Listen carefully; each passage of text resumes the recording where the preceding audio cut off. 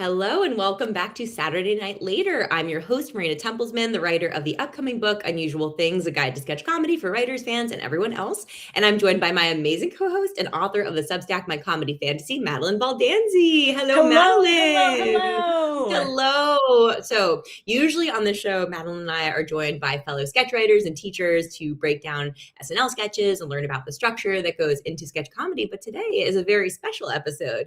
There are no episodes of SNL to discuss or SNL UK because they're both on hiatus.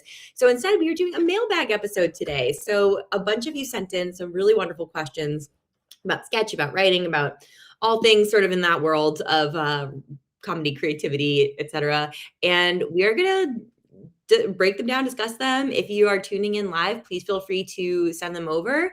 And also just know that you can always email more questions to learnaboutsketchcomedy@gmail.com. As I'm writing the book, I'll keep checking the questions that come in, and I'll keep incorporating those into the various chapters. So really appreciate the questions and as a chance to, to test out some of the chapters that I currently have and see what questions I'm missing. So, all right. First, Madalyn, how are you doing today? Before we jump in. I'm doing great. I'm excited. There's nothing I love more than answering questions, I know, honestly. me It's my too. favorite part of every sketch class. How do you get an agent? Well, I don't know. That's the answer to that one. I think that usually pretty much takes care of it. Perfect. Great. Easy peasy. All right. And with that, thank you all so much for tuning in. No, we do have a bunch of very good questions. So let's go through them one by one. So I'll read the questions as they came in. I sent them over just like a short little while ago. So don't worry if you haven't had a chance to dive into them or anything. But okay. So first question. When a deadline is coming up, sometimes other writers in my show will ask for written feedback, and then I can't resist sharing so many thoughts that I'm almost just trying to write their sketch for them. How do I balance trying to help them write the best sketch with being considerate? And how do I make sure I'm not just telling them to write it how I would write it? Okay. This is from the point of view of a director? I think this is a writer. I think this is a fellow writer, actually. Writer. The sense I got, sometimes other writers in my show. So I think it's from fellow writers. On a sketch show. We're going to say sketch show. Yeah, let's say they're on a sketch team. Because I would give a very different answer for like a mod team as opposed to a professional television writer's room. I'm assuming that this is like a theater team. Okay. That's my assumption. And just so it's like if somebody asks you for feedback, how do you give that feedback in such a way where you're not rewriting their sketch for them?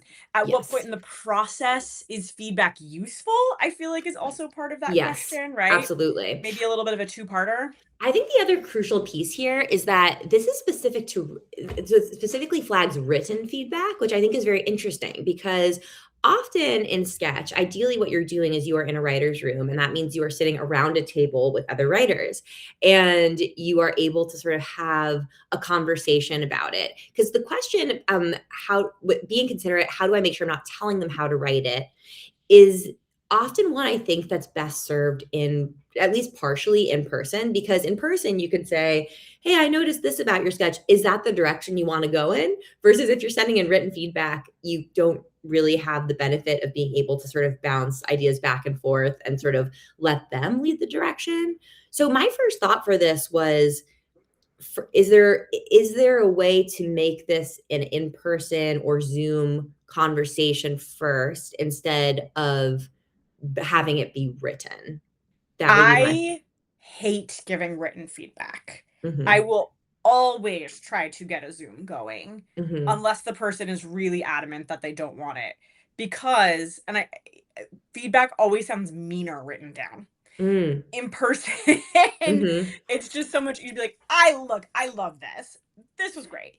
But here is what, and also when you're writing, like you don't want to take up too much time, but when you're writing, when you're speaking, it's just so easy to be like, I like this, I like this, I like this. It's like really nice to say things that you like when you're giving feedback, because that is just as helpful as what you would change, I think. And then if you're in person, it's just like more fun to do that. It's easier to do that. And then the feedback that you do have, it should always feel like a conversation, because that's how you avoid the, like, I'm trying to write it for you thing. Because really, like, I have thoughts and ideas and suggestions. And if I have like pitches for you, that means I'm excited about your idea, but that's Yes. so much easier to have come through in person where you'd be like, oh, you could do this or this or this. I don't know. It's up to you. Right. It's just a lot easier to say that in person. Yeah, I think so. I think there's also it's interesting because so there's a whole chapter. Well, it's funny. There's a chapter in my book about giving feedback, and there's also a chapter about receiving feedback and how to be a good recipient of feedback too, because that is also a skill set that sketch really requires developing. I think that one of the things for giving feedback, you've probably heard about the compliment sandwich, right? You start with something nice, and then you give criticism, and then you return to something nice sort of to end it on. It's so funny. I think I used to think about that as more something that's about, like giving a spoonful of sugar to sort of help the medicine go down. But I really think what the compliment sandwich does is it forces you as the note giver to plug into what the person is actually doing and trying to do, and not jumping right into like, here's what I think, blah, blah, blah, blah, blah. Here's what I think is wrong with it. I think that by having to step back and give a little bit of positive something or other, like I really like this, or I really like the direction this is going in, but blah, blah, blah, blah, blah. I think that all of that makes a pretty big difference and keeps you on point. Yeah, I think those are my main thoughts for this. I'm trying to see if there's anything else. I think there's something interesting about this question in terms of like a deadline coming up. Like when a deadline is coming up, other sketch writers like, hey, could you send me feedback on this? And then I'm sending them so much that I'm trying to write their sketch for them. I guess my question about that is like, did you guys not talk about it in the room already? Like, if you're not having in like writers meetings where you're discussing it and have a chance to give feedback closer to the ideas level, that's something I would probably change about your process. That might help avoid this. And then it's like, how close is the deadline and what is the deadline? Like, is the deadline the show is tonight? Because if that's the case, like sometimes you can make line tweaks, or maybe there's like one line that you can like make better that you could pitch or add. One famous story that I really love that is not about sketch, but it's about sitcom, is the Mary Tyler Moore pilot. People really hated Rhoda. And she was just like testing really badly, and they were shooting the show later that day, and someone had Rhoda just say one line that was nice to the niece.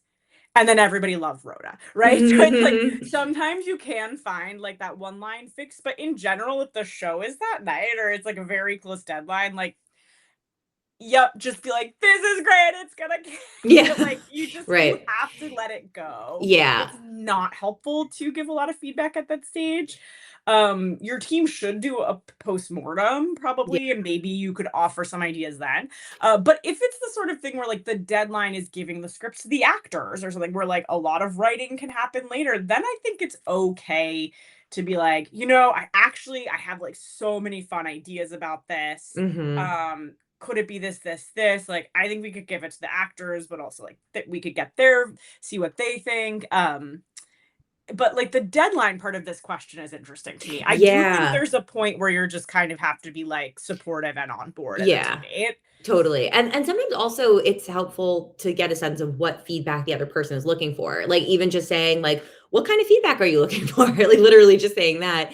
If there's somebody who is like maybe on, who might have more or less bandwidth to do the final touches on a sketch, right? Because there are times where sometimes you ask for notes on something and all you really want to hear is like, this is perfect. And that's not fair to you as the note giver, right? So I think getting an honest sense of like what their capacity is to rewrite is also really helpful. But I do think Madalyn is exactly right that the sort of adding an earlier meeting where the ideas are still kind of being developed, which is, basically a pitch meeting is what I would define this as, basically, where like before anyone even starts writing, where you're like diving into the ideas, you're suggesting it to your teammates, you're kind of collaborating to like think through what the idea could look like before the writing begins.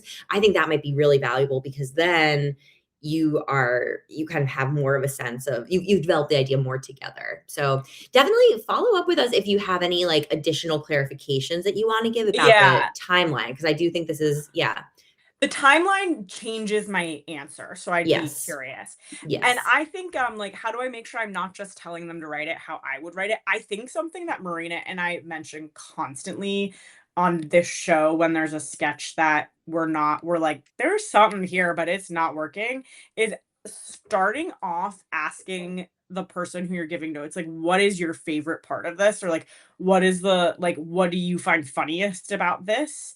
Is always a good way to start, because Mhm. then it's like you're not just giving you're not, like, rattling off how you would do it, you're listening, responding, having a conversation. It's what Marina says, Yeah. having a conversation. Yeah. But asking, like, "What do you like best about this scene?" can be a good way to avoid just telling them how you would do it. Yeah, I think that's right. Yeah, awesome. And thank you for the question. All right, should we move on to the next one? Yes. Awesome. For a mailbag episode, curious if you guys could expand more on the concept of resting the game. I love this question. This is like a fun, crafty question. All right. So resting the game, I think that the kind of the best analogy that I've come that I think of from a broad brushstrokes is to imagine like when you play peekaboo with a baby, right? You go peekaboo and then you hide and then you go peekaboo. Resting the game is like the moments between peekaboos, right? Because if you were just going peekaboo, peekaboo, peekaboo, peekaboo, it would just be like nothing, right? It would just be shouting at a baby. So basically, with resting the game is more sophisticated than that, basically. But ideally, what resting the game is doing is you are creating space between moments when you hit your fun or unusual thing so that the audience keeps getting surprised back into it. And it's not just creating these moments between, you are also using the scene that you have created. You're using whether it's at a dentist's office, at a prom, wherever it might be, you're using that as material to kind of find a surprising new in that still is grounded in the scene that you're building. So I've heard another person describe it as I think Hunter Nelson described it as jangling the keys, where it's like you're making the audience sort of look over here so that then you can surprise them with what that is. Look over here is how I Yeah. think of it. Yeah. Is you can't get a laugh unless you're surprising your audience. So you have to briefly distract them from the funny thing so you can hit them with the funny thing again. Yeah.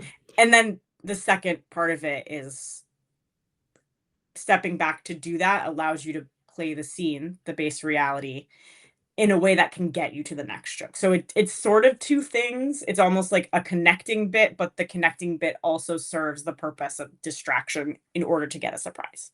Yeah. Mhm. We're saying It's the same thing but in it's slightly different ways. but I think that I think this is great because I do think that often when I was learning sketch, like the kind of fundamentals, but also as a teacher, I definitely think that different people respond to different visuals. Like for some people, the idea of sketch as a staircase is really helpful.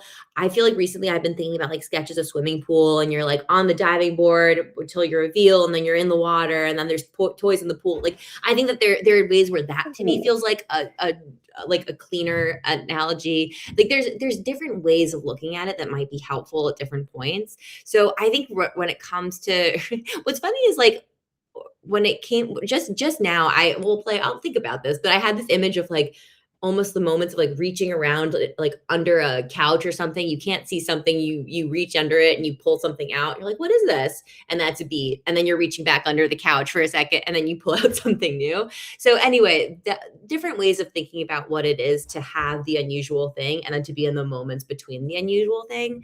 But I would say that a couple of things to be careful of with resting the game is making sure that when you're resting the game, you're not actually just talking about the unusual thing constantly, because sometimes people think that they're resting the game, but they're actually not really using anything about the scene that they're creating. They're not really stepping away from the fun things so that they can come back to it. So just it's not that you always have to do that, but just keep an eye on that.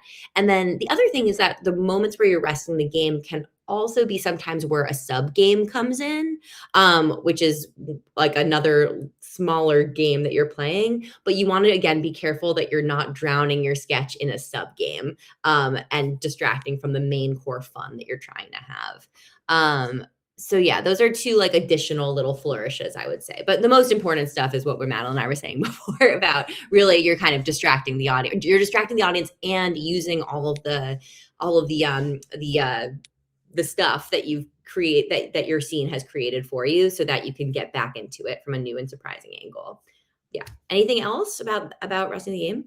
This is about explaining things in different ways that might make sense to people. I love it. Please. In different ways. When I was a student at UCB, I was like, game is so, what a bad way to describe what this is. I really hated it. I thought it was just like really dogmatic and confusing. And I didn't understand it at all. And then along the way, someone was like, it's just the joke.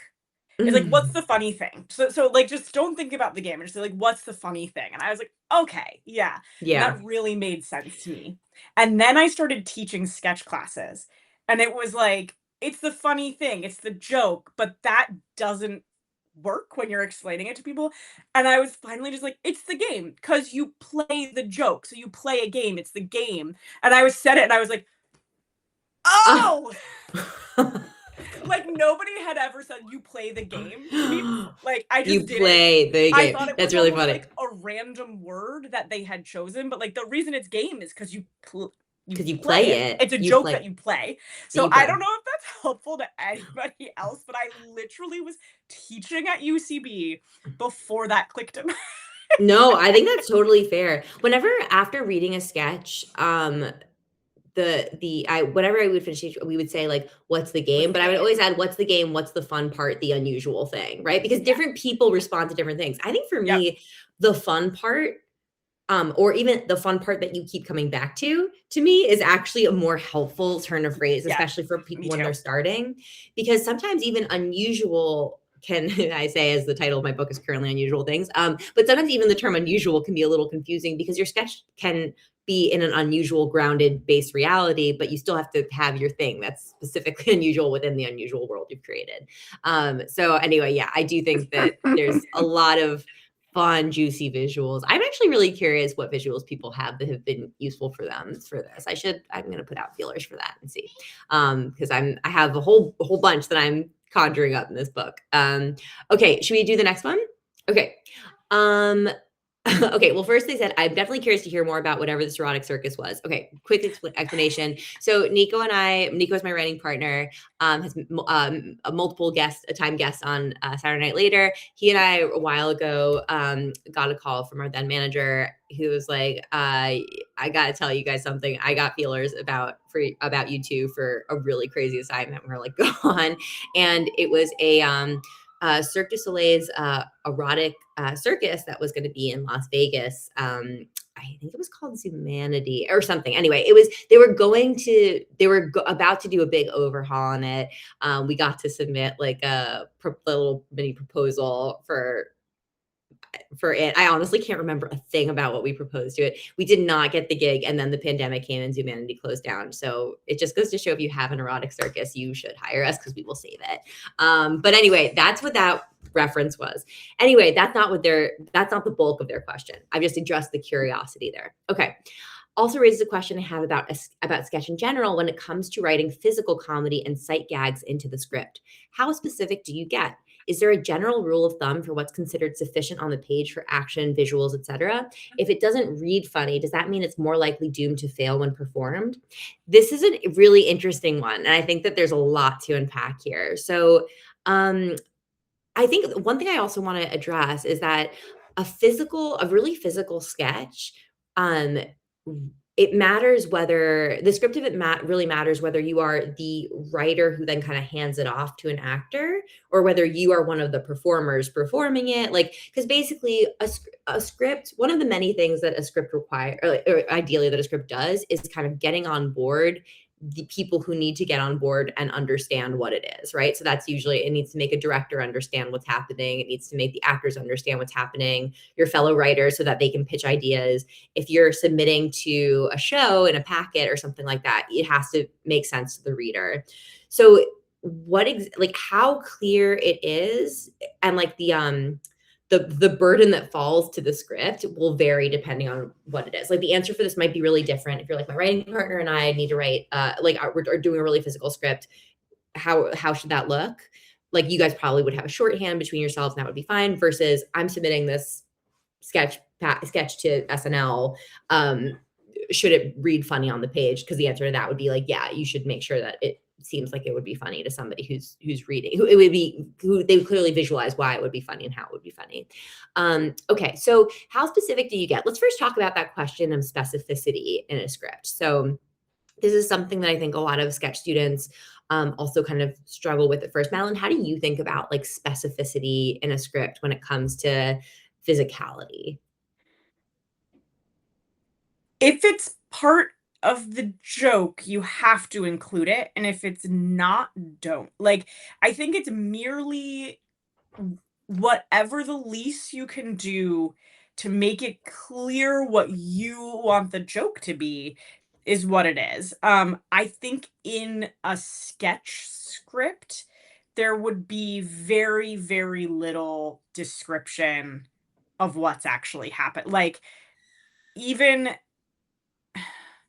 especially if it's for your sketch team, like, you can get up and just do it. Like, Yeah. I think there's or even be like, "Hey, like, Sebastian Canelli, can you come to the writers' meeting and do this? Because it'll just if you do it, it'll be funny." Like, that's the specificity I would go for. But yeah, I think in a literal sorry, it's exactly what Marina said, because if it's your team, it almost like doesn't matter what the script is. It's just a blueprint. So as long as there's a way for you to communicate what's funny to your team, it's like it's fine. But if you're like if you're really wanting to know about what the action line should be, I think if you're writing like paragraphs and paragraphs, unless it's like a really like if you're doing a script about a pantomime or something, like two mimes, and it's a funny joke about two mimes, like I wouldn't describe it like every movement. I might do like 2 sentences to get to the joke, new paragraph, 3 sentences to get to the joke, new paragraph. Try to be very specific. No, But no. especially if it's just like a lot of visual things with no dialogue and you're reading it at the meeting, it's just the least amount of words to get to each joke. Yeah. Well, I will say though that okay, I mean, maybe is kind of contradicting what I said before, but in terms of if this is something that you're bringing into a sketch team, right? A table read or a writer's meeting is your first chance to hear people react to what a reveal is too, right? So I think like let's say for example that like this is let's just say that this would not be a strong sketch to be clear, but we're just going to use the bad version example. Like let's say that this is a classic like okay, I'm so excited to introduce you to my parents. There's just one thing I have to warn you about before you meet them or something like that, right?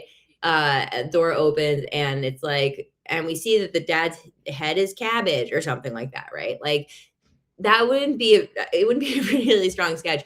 But when you're around a writer's room table, ideally the getting to hear somebody read the stage direction, their head is cabbage, or having them see that on the page is like your first chance to hear like, did people think that was fun at all? Or was that just kind of a bust? Here's an example of a purely visual joke, I think, is the Will Ferrell sketch where he comes in wearing the American flag thong after 9/11. Right? Because that's such a funny visual. And it's like, oh no, he's made a horrible mistake. It's very funny. We are all allowed to laugh again. Hooray. But I bet in the script it would be like, Will enters. He is completely naked except for an American flag thong. Hey guys!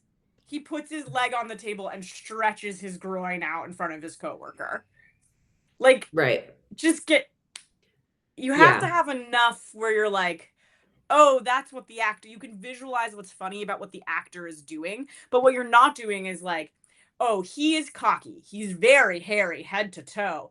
He's rocking this thing like a sexy walking guy. He doesn't have any idea that it's inappropriate. Like, you just visually describe what the joke is. Yes. I think you don't want to add much more than what you can see also, because then you're not getting the honest laugh. Yes. Because you can only see what the actor is doing. So just describe what you can see in the stage directions. Right. Or unless they're like reflecting it with the lines that they're saying, which can also be, helpful. But you do need to give a sense. If the joke is physical, you do need to make it clear what is heightening and how. I actually think that a good example of this can be found on sorry to do this, but on the Sketch Comedy Book Instagram page. If you look at the tiny idea script for Can You Take a Photo of Us, that's a great example of a script that it's also it's formatted a little differently than a lot of the other scripts that we share, but you can see that they describe like they see like they see a photo of them, another photo from this angle. Suddenly it's like the guy taking a picture, both of his hands are on the frame. Like you can see like they are explaining how the joke is getting bigger and how they're heightening as they go along. So I think that that's a good, thinking about how, like, what's the important part to see, like the idea that like they're sitting on a couch that's plaid, doesn't matter, right? The like the stage direction, like, or the stage description usually doesn't really matter that much, but if the describing the joke is important, because that's what you need for your fellow writers to understand what you're saying so that they can add to it and pitch to it and help you build out the script. Anything else for that one? Well, they ask if it doesn't read funny, does that mean it's more likely doomed to fail when performed? Yes. I think it depends. Maybe. It also depends who the actor is. Yeah. I will say one thing to be very careful of as a writer is that you're not just writing something, you're like, they'll be able to make it funny. Because like sometimes that kind of sneakily happens by accident. You're like, oh, I bet when they do it'll be really funny. And then you're like, you're kind of like leaving your actor without much, and they have to work really hard to get it make it good. So I think that, it depends on the actor. We've all seen really strong actors make something that shouldn't work pop. We've all seen like actors kind of like not really be able to deliver something that on the page felt or looked stronger. So I will say that it reading on the page is funny is usually a better sign than it not reading on the page is funny. But I think it really depends on so many variables about the idea. The reveal of what the funny thing is in your scene pretty much needs a laugh the first time you read it in person in the room. Mm-hmm. I think that's right. If it's something that's heightening once you know what it is visually and it's not getting the same amount, like maybe, but like just the idea of the scene should be funny. Can you think of, actually, I'm really struggling to think of like a sketch that didn't seem funny on the page and that absolutely killed? That's why I said I don't think so, because I can't really think of one. Yeah. I think it would have to be something like a really cool physical thing or an amazing prop. I've seen some scenes where I was like, I don't find this that original, and audience loved it, Right. but that wasn't like a little different visual thing. Yeah. Okay. Yeah, this is a really interesting question though. I think there's a lot to noodle on. Maybe I'll try to do a collection of like people's physical sketches, because I think that would be interesting to have for people to look at. Can I? Okay, one scene that's really coming to mind for me, and I don't remember who wrote it. I'm so sorry. I don't even remember the team, but it was Jason Gore, and it was a beach wedding taking place, and Jason Gore washes up on shore because he had been like shipwrecked at sea for like 2 years. It was like the castaway guy. And so he came in from the back of the theater and like just looked visually hilarious and was like, oh my God, people. And it was like, oh, this is our wedding. And the first beat was so funny because it just looked so funny. Like it was kind of a visual gag, and then the rest of it ceased to be funny. And I think maybe that's almost more one where it's like the visual gag of it was everything, and then it didn't heighten. Like that's almost my bigger worry with the super visual sketch is like, Yeah. how are you going to make that bigger, my friends? Yes. And because that's where hard. that's where usually the script matters a lot. Like what is on the page that's making that physical thing continue to pop over time. Yeah, that's I think that's a great example. Awesome. Should we move on to the next one? Oh, yes, please. All right, great. Okay. This is a fun one. This is sort of a more meta thing about teaching. So, okay. I'd love to get your thoughts on what you think are the most important components of an 8-week intro sketch class. I've studied, written, and performed sketch in the past, and now I'm hoping to teach a course at a comedy theater that doesn't currently have a sketch program. I'm curious about things like how much time you devote in class to writing versus table reading sketches, how you structure giving feedback to keep things supportive, and to what extent you emphasize principles of sketch versus free writing so that students don't get blocked by their inner editor. Thanks. Oh, baby. Love this question. Yeah. So at UCB, you don't do any writing in class. It's expected that you do all of it outside of class. There are a couple exercise. I mean, I guess I don't know anymore, but I'm assuming the curriculum is similar.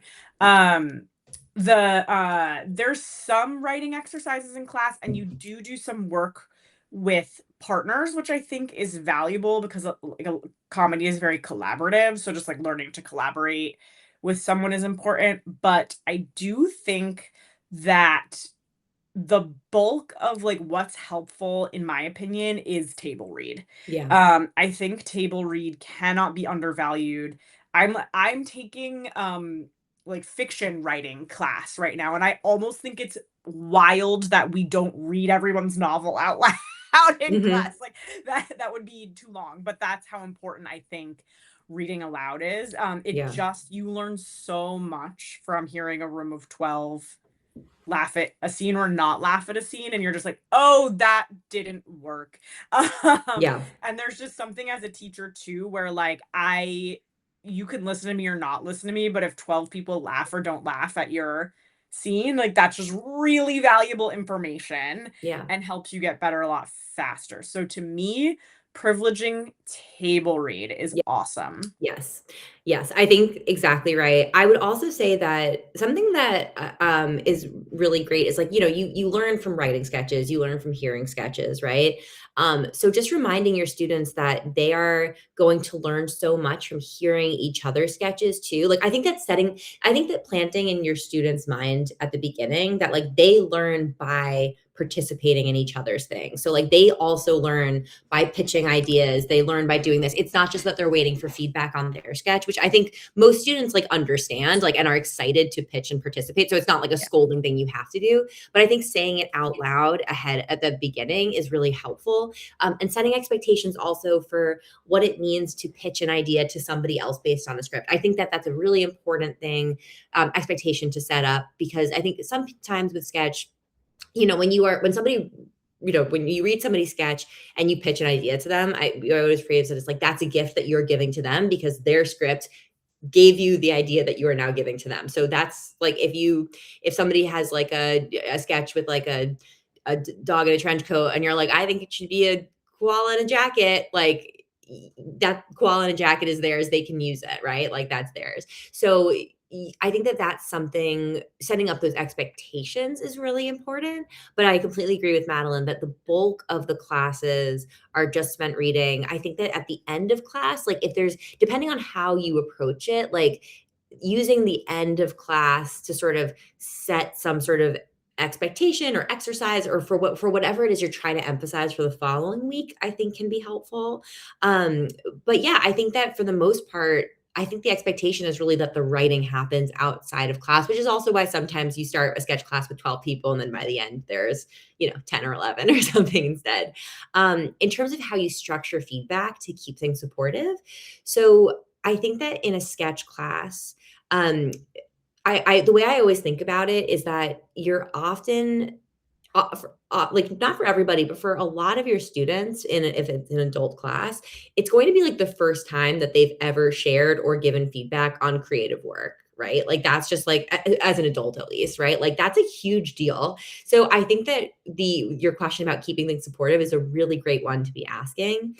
And I think that setting up the expectation that like we're in it. We're learning together. Like, this is the thing we're learning. We're going to give each other the benefit of the doubt. We're going to try hard, and we're going to, like, even ideas that like may be a little more familiar to you, like, enjoy the way that they have tried playing it out, right? Like, I think that you can model engagement and enthusiasm in ideas so that the other students can also fill in too.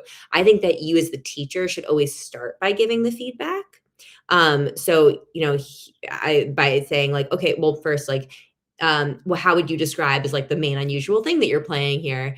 And then when the student responds, say like, okay, great. Here's what I see that's working really well. Here's what I see that maybe not working so well, and blah, blah, blah, blah, blah, or whatever, however you choose to phrase it.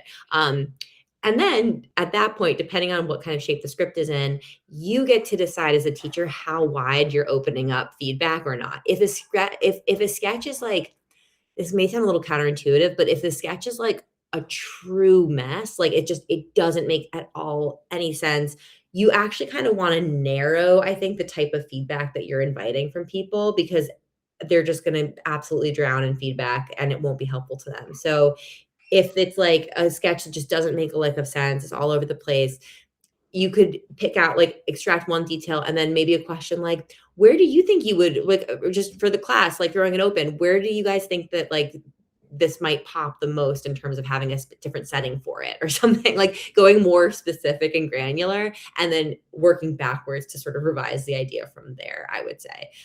Anyway, yeah, sorry, I kind of word vomited there. Madalyn, what are you Oh, thinking? that was all great. Yeah, no, I think everything Marina said is so smart and such a good way to teach. And I think maybe this is obvious, but I think one way to make a really supportive environment is, I don't know, maybe it's a little generous, but I think people who are interested in comedy are like curious people to begin with. So sometimes if you're the teacher and you're bringing yourself, like, just being curious about how to make every idea work and being like excited and nerdy about it, your students will see how infectious that is and exciting Mhm. that is. So just like bring your curiosity A game to the table. Yeah. And I think yeah, being kind, like Marina has been saying, is like a great way to do it. And also, I think this took me a little while to learn, but like, maybe you already know this if you've been teaching improv. It sounds like you have a lot of you maybe have some background in teaching if you're thinking of starting a school. But you're the person in charge, Yeah. and it's your job to shut down anything that makes anyone feel unsafe also. Yeah. So just like having the gravitas to be like, oh, okay, you know what, we're gonna skip this, or like, oh, actually I really liked that idea, so I think we should move on. Like, I think just shutting down Yeah. things that might make anyone, I know, like, I think both Marina and I have gotten feedback from students over the years of like, oh, it was nice to be in a class where like toxic things were not tolerated. So Yeah. I think that also really helps, just making a nice environment, is just to be like, no, moving on. Yeah. um that was like a little bit of a downer corollary to that, No, but I no, do I think think that's it's a really good reminder, because I think that in this question, I think the person asking it clearly has a sense that, like, the tone, that the environment matters, but I think what Madalyn's describing is so hugely important to how what kind of environment you're cultivating. a couple other things. There's like a big difference between the feedback you would give at UCB in a sketch 101 and a sketch 301. Like in sketch 101, I'm never critiquing someone's idea.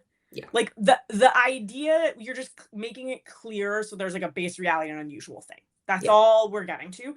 Whereas in a sketch 301, where we're bringing in actors and we're putting up a show, at that point, and you have to kind of meet a student where they're at. Yeah. You're gonna hopefully lift someone up to bring in a strong idea. But like, I would say in a sketch 301, like, I've seen that a couple times. Yeah. I'm not so surprised by that. Like that, but I would never say that in a No, 101. because in That a is not a way 101, to. yeah, in a 101, I mean, ideally you do leave a 101 class with some ideas that feel like fun and exciting and strong, but like, in a 101, the goal is really working your muscles so that you can then continue to take your ideas as they develop and become more interesting and working on Yeah. those. So, yeah. And then the last thing I want to say is like, how do you structure giving feedback to keep things supportive, and to what extent do you emphasize the principle of sketch versus free writing so that students don't get blocked by their inner editor? So that's kind of making me wonder, like, what are the goals of your school? Oh, sure, Because yeah. like the goals, I think when folks come into a UCB class, like I'm treating everybody in this class kind of maybe not quite as much in a 101, but in 201 and 301 certainly, with the idea that like, you want to be trained to be a professional comedy writer. Um, and so I think UCB is pretty tough. Like Marina said, like you're writing at home and you're bringing it in and we're reading it out loud because that's what happens in a professional comedy writer's room. Mm-hmm. But if that's not exactly the goal of your school, then I do think that there is a way to do more writing in class. Yeah, Just to be clear. Like, absolutely. yeah, it's so if it's going to be too intimidating to start people off like write your own sketch and bring it in week 2, go for it. Like there are valuable exercises to do in class, and maybe you ramp up. I think some of our friends teach at NYU, and I think they maybe ramp up to writing sketches like the 5th or 6th week of class. So there's other Mm-hmm. ways to do it. It's just that's not how we've done it at UCB. Yeah. Keep us posted on what this winds up being. And I'm also just want to say I'm so pumped that you're starting a sketch program. That's really cool. I think a lot of schools like start with improv and then kind of realize like, oh, it's nice to also have sketch and something where like, you leave a little bit more of a visual trail of your work behind you too. So that's awesome. And I wish you all the best of luck. And I would love to hear how it continues to develop. Okay, awesome. Next question. We have 2 more questions, and then we'll see if any more come in. How do I advance my comedy writing career beyond volunteer sketch comedy writer, or beyond being a volunteer sketch comedy writer for local theaters to the point where I could get hired to write for a show? Do I need to be 25 and live in New York or LA, or is it feasible for someone in their 40s living in the South to break free of a corporate job and get hired to write for sketch shows, etc.? Okay, this is a really hard Anything's question. possible, Anything's baby. possible. I think this is But a you can really hard definitely not question. do it. No, anything is possible. Anything's It's possible. anything's possible. I will say, I think this is genuinely a great question. I think that there's no creative industry right now where like people have a clear sense of how anything happens, honestly. Like, I think that this is true in the publishing industry. This is true in TV and film. I think every creative industry is getting a little bit shaken up right now in ways that are like a little scary and unpredictable. What I will say that is always, no matter what, is always good advice. If you are looking to write, is make sure that you're creating a body of work to show people. Like, and the reason I think that's worth sharing is that like if you are writing lots of sketch scripts, it's great to have sketch scripts, but like also you can try to produce them and like try to film them. You can try to, if you've been writing short films, you can see if there's somebody who just bought a camera and is looking to shoot something for the first time. Like, I think that making sure that you are creating work and finding your community and also finding opportunities to submit your work in whatever capacity that means, I think that matters. In terms of like social media and stuff, I've never like knocked it out of the park with social media or anything. I think some people are really good at it. And you have to also be like a good writer to like make your stuff pop as well. But I think that the best advice that I have for this is just make sure that you aren't accidentally kind of forgetting to like create the body of work that you want to be reflected in what you do going forward, if that makes That's a sense. good answer. That's a good answer. I think that's Yeah. all. Yeah. It's tough. Anything can happen though. My answer is that like we can't tell you. You have to answer this question yourself. I can answer like, do you have to be 25 and live in New York or LA to break through? No, you don't have to. Because people do it other ways. So the answer to that is no, you don't have to be. And then I think to answer the other part of like, can I be 40 and live in the South and have a day job and do it? It's like I would have to know. One, I could never know, but in order to even give advice on that, I would have to know so much more about your situation. Because it's almost like like the way I would think about it is like, what does your artistic soul need in order to be happy? And what can your life circumstances allow money-wise to devote the maximum amount of time to make your artistic soul happy? And so like if you have 3 kids and you're the sole breadwinner, like it's gonna be a lot. Like if you want to get into comedy, you have to be able to maybe like go to New York or LA for trips and to talk to people. And do you have that freedom? Like, no. Then you need to find a way of like, what art can I make that fits in my life right now? Like I really, really want to write in TV writers' rooms. It's like the best, but I can't do that right now. And so I'm writing books because that's what can fit. And it's something I also love to do, but maybe not like my top goal. So like you kind of have to be realistic about what your life is. And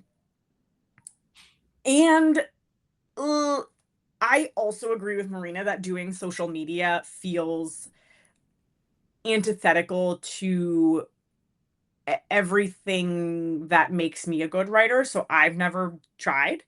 But if you don't live in New York or LA and you're in your 40s and you live in the South and you have a day job, like making funny videos to me feels like probably your easiest way to like, you don't have to be in New York and LA anymore living. You just don't have to be.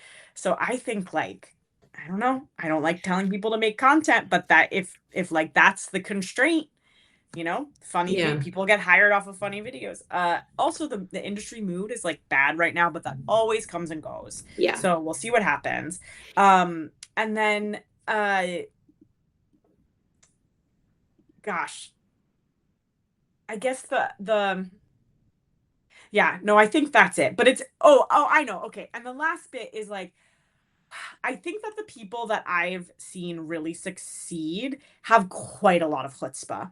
Like you have like if you're like, I want to change my life to become a television writer, then you have to know that you're the kind of person who's gonna like email people for coffee to like hang out and like send your script here and like kind of like, not to use the word weasel, but like weasel my way into things. And like like you have to play that game unless you get very lucky. So it's like, is that something you're willing to do? How much do you want it? Those are all things I would think about. But to me it's about like satisfying your artistic, like I would almost just take, if I was starting over right now at 40, I would take my like career ambition out of it and just be like, what is my artistic ambition, and pursue that. I think that there's also, I think that the networking of it can feel really icky, but I think that another way to think about it is just like in terms of curiosity. I think that curiosity is a word that might make some of that stuff feel a little better, but also I think is very honest too. So you know, if you're 40 and you live in the South right now, or maybe that was just a hypothetical, but I'm just clinging on to that right now.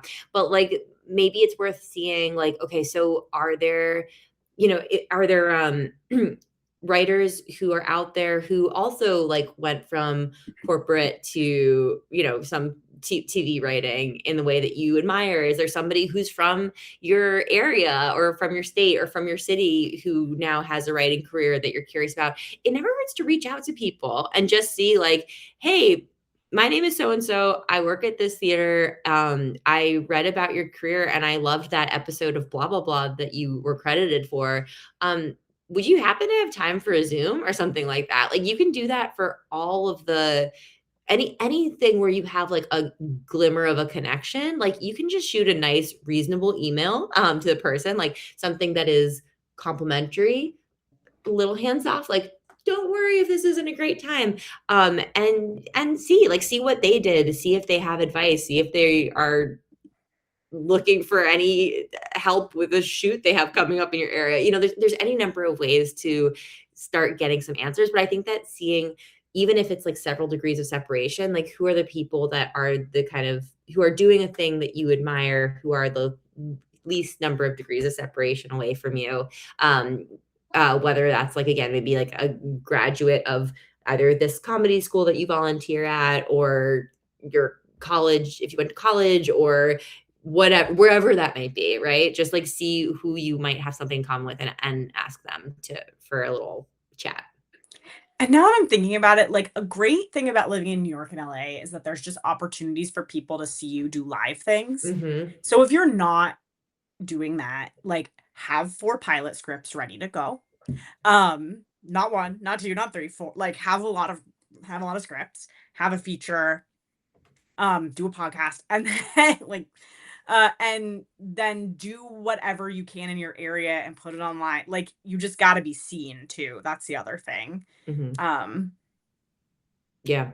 Put stuff online. I do think Yeah. that if you're not in New York or LA, that's the way to go. And set yourself up to enjoy it as best you can too. Like, don't make content that feels like a chore, you know? Like, if there's people that you love collaborating with, collaborate with them. Like, keep it like this, because it might, in case it doesn't ever get to a professional place, like, make it be something that you enjoy doing just in and of itself, to the extent that you can. Yeah, I think that those are my main thoughts for that one. I'll be very transparent, right? So, like, I have very limited amount of time, right? Because I have kids. So I, like, have career goals, and anything that is, like, taking time away from my writing is kind of not helpful to me. And, like, talking about SNL on a podcast is, like, probably not that helpful for my career.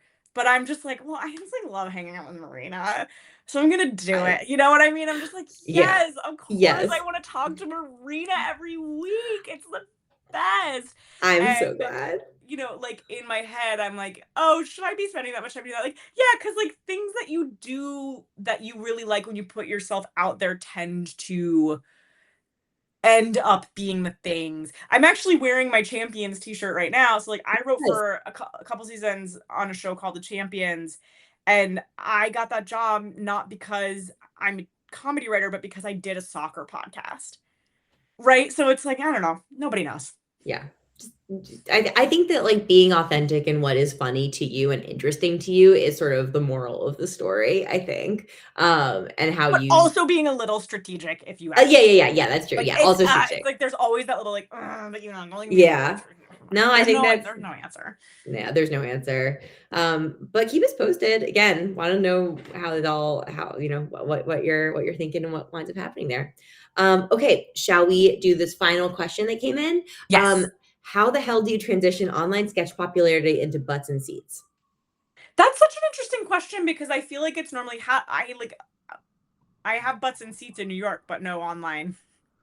Yeah, that's a really, really fun point. Right. Like, I don't know. Well, okay, but here's a little context. I believe that this question came from a theater, like from like an organization. Oh, that okay. I believe, if memory serves. So butts and seats are very important for in that case.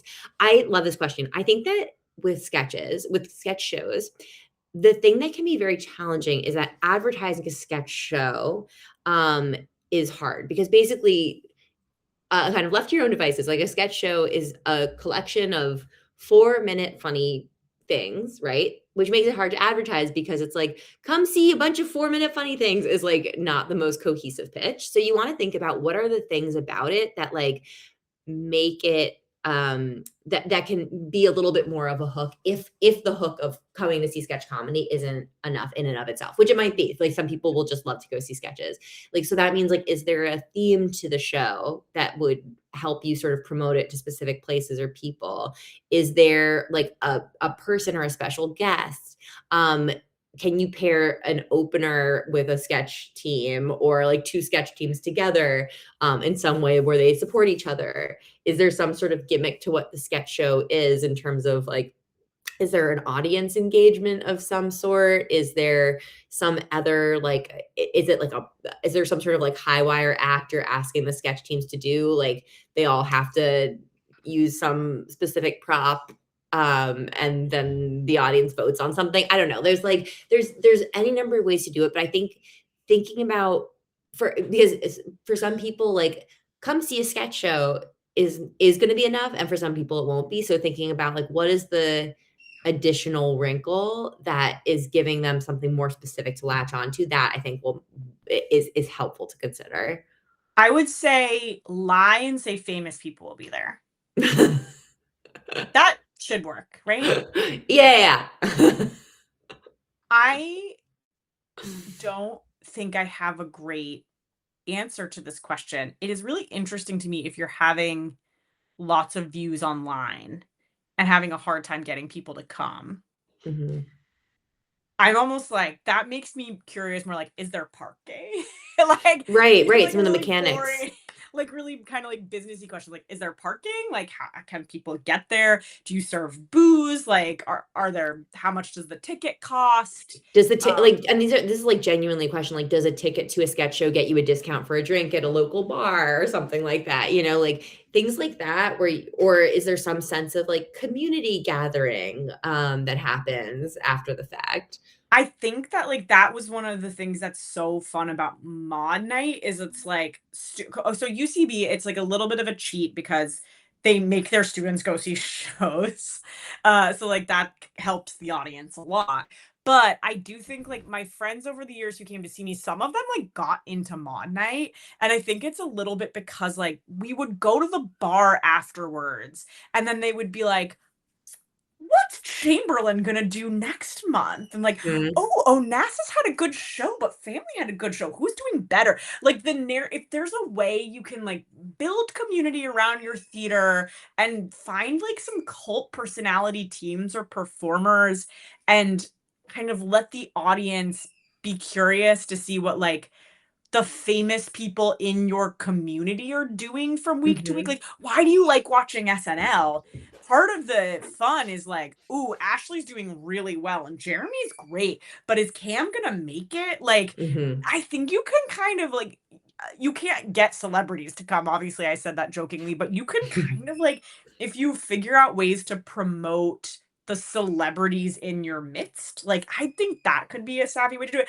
I'm a failure at this. Don't listen to me. I No, don't know but what I'm talking about. look, But I think like, these are all great I think like ideas. community, I like, I is there a way to make online like, are there some stars? Like, can you and then build that? You know, I don't know. Yeah, I think also I will say is that when it comes to sketch comedy, like there's a lot more improv programs than, or not a lot more, but there are generally more improv programs than sketch programs. So if you have a sketch program, are there other local sketch theaters that you could kind of go in together on? Like, how about our sketch students get 10% off at whatever sketch shows are happening, you know, or like this team will go to your whatever sketch school to talk about what, like thinking about like partnerships like that could also be interesting. That might be something to consider as well. And Okay, again, yeah. here's a really successful. I feel like I don't want to say do a movie cram because that might be like thievery. But one show that like was so packed, that was so fun at UCB was Movie Cram, where we wrote and shot a movie in a day. And that required like 150 people. Like it was incredible, right? It was just like Hmm. a feat. And that got a lot of, I mean, maybe it was just like the people who were doing it were there, but like you had to buy tickets.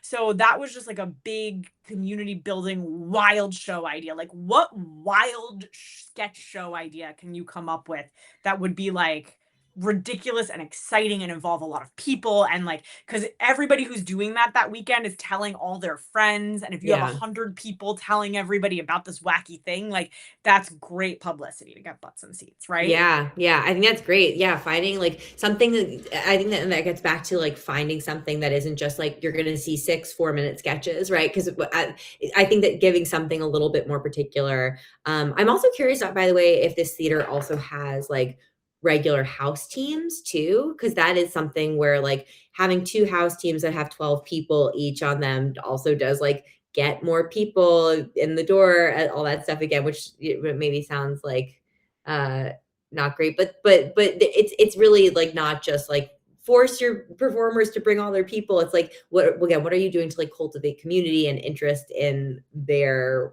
work. Yeah, I think that really also just like, are there local businesses that are interested in some sort of partnership with you, or we're like, if you share a building with some company, like, can you give them like a discount on tickets if they come, like all those things just to get people in the door. That kind of thing I think can be helpful. And then eventually I think that over time that will probably help. Yeah. But I don't know anything about promoting stuff. This is where I'm with social media. I'm so bad with social media. You should ask a business person.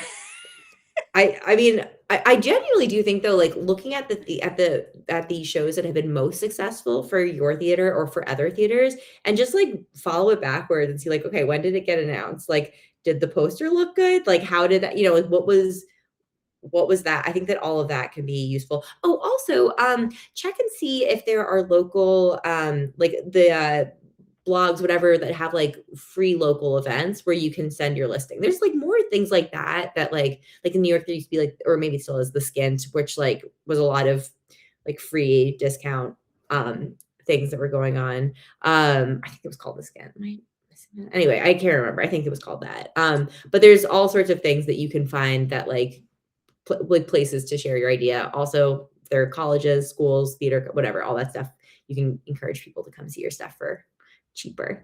Okay, yeah, I think that takes us to time, and those are all the questions that we had. So long. How I love it. It's so much fun. We'll do another mailbag episode soon. I love talking about all this stuff. Also, I don't know anything. I don't know. Nobody knows anything though. That's the fun of asking the game. That one we like. I feel like that I know. I know about it. I feel like we know as much as anyone knows. So why not answer questions, Yeah. All right. Well, everybody, thank you so much for tuning in. Madalyn, is there anything you would like to plug before we go? I have lots of story coaching availability in mid-June and later if you're interested in any story coaching. Amazing. Fantastic. And my plugs, I actually have several plugs. So this first, as usual, spread the word about Unusual Things and Saturday Night Later, the podcast, to as many people as you can. Really, really helps to get more people aware so that we can keep learning about sketch all together. The other thing is that my writing partner, Nico, and we have our feature film is going to be having its LA premiere on June 28th. So we're very excited about that. June 28th. If you're in LA, come check out This Will Never Work. That's the name of our film. This Will Never Work. Are you going?